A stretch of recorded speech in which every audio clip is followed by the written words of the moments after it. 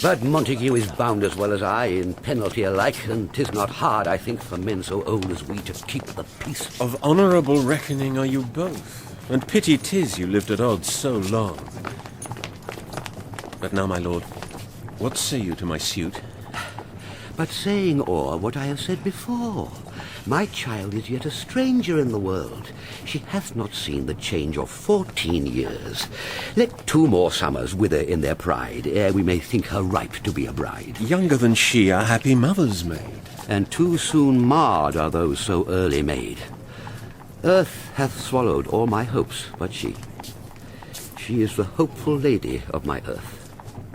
But woo her, gentle Paris, get her heart.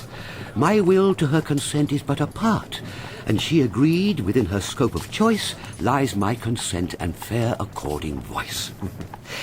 This night I hold an old accustomed feast, whereto I have invited many a guest such as I love, and you among the store, one more most welcome makes my number more. At my poor house look to behold this night earth-treading stars that make dark heaven light. Such comfort as do lusty young men feel when well-apparelled April on the heel of limping winter treads, even such delight among fresh female buds shall you this night inherit at my house. Here all see, and like her most, whose merit most shall be, which on more view of many, mine being one, may stand in number, though in reckoning none. Come, go with me. Peter. Sir? Go, sirrah, trudge about, through fair Verona find those persons out, whose names are written there, and to them say, my house and welcome on their pleasure stay. Find them out whose names are written here. It is written that the shoemaker should meddle with his yard, and the tailor with his last, the fisher with his pencil, and the painter with his nets. But I am sent to find those persons whose names are here writ, and can never find what names the writing person hath here writ. I must to the learned. In good time. Tut, man, one fire burns out another's burning. One pain is lessened by another's anguish. Turn giddy and be halt by backward turning. One desperate grief cures with another's languish. Take thou some new infection to thy eye, and the rank poison of the old will die. Your plantain leaf is excellent for that. For what? For your broken shin. Romeo, art thou mad? Not mad, but bound more than a madman is. Shut up in prison, kept without my food, whipped and tormented, and... Good e'en, good fellow. God give good e'en.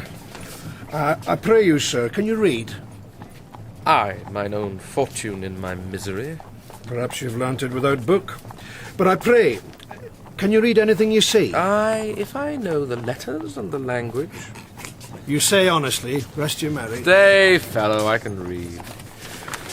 Signor Martino and his wife and daughters, County Anselm and his beauteous sisters, the lady widow of Vitruvio, Signor Placentio and his lovely nieces, Mercutio and his brother Valentine, mine uncle Capulet, his wife and daughters, my fair niece Rosaline, and Livia, Signor Valentio and his cousin Tybalt, Lucio and the lively Helena. A fair assembly. Whither should they come? Up. Whither? To supper to our house. Whose house? My master's. Indeed, I should have asked thee that before. Now I'll tell you without asking. My master is the great rich Capulet, and if you be not of the house of Montagues, I pray come and crush a cup of wine. Rest ye merry. At this same ancient feast of Capulets sups the fair Rosaline, whom thou so loves, with all the admired beauties of Verona. Go thither, and with unattainted eye compare her face with some that I shall show, and I will make thee think thy swan a crow. When the devout religion of mine eye maintains such falsehood, then turn tears to fires, and these who, often drowned, could never die, transparent heretics, be burnt for liars. One fairer than my love, the all-seeing sun ne'er saw her match since first the world begun. Tut, you saw her fair, none else being by, herself poised with herself in either eye. But in that crystal scales let there be weighed your lady's love against some other maid that I will show you shining at this feast, and she shall scant show well that now seems best. I'll go along, no such sight to be shown, but to rejoice in splendour of mine own.